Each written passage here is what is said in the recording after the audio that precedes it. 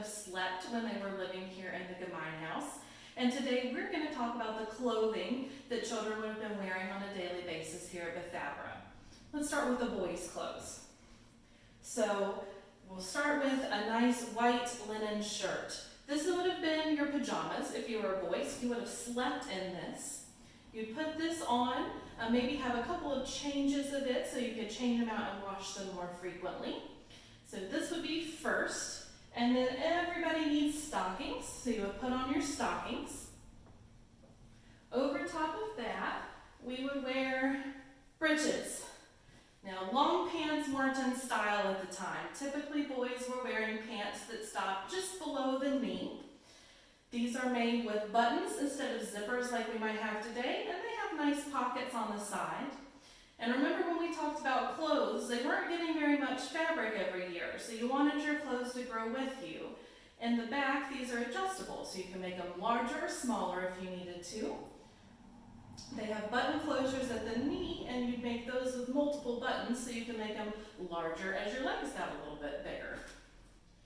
Then on top, you would wear a waistcoat, almost like a vest. They usually button down the front. And then around your neck, boys wore a neckerchief, rolled up usually, and then it would tie around just underneath your collar. If you're going outside and it was cold, you might have a jacket, and then also a round-brimmed hat for boys. Girls is a little more complicated. We'll start with the long linen shift. You might remember in the story that Ruth talked about she and her mom slept in their shifts. Just looks like a long white gown. And once again, girls probably would have had more than one of these so that they could change them out and wash them more frequently. So that's underneath everything. And then girls needed stockings as well, so you would wear those on your feet. Next comes my favorite piece of clothing. This is a pocket.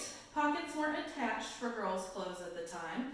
They were separate. It would tie around your waist underneath your petticoat, and it's got a split in it so you can put your hands in your pocket, and you can have one on each side if you wanted to. Over top of that goes your petticoat.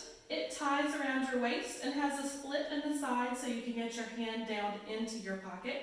And if it was cold out, you might wear two, one on top of the other one. On top of your petticoat, you would wear a short gown.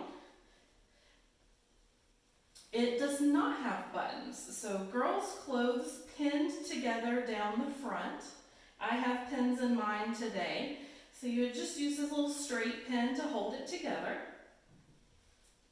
Girls also wore a neckerchief. I have mine tucked in today, but sometimes you would also see people wear them just draped around their neck and pinned down the outside as well.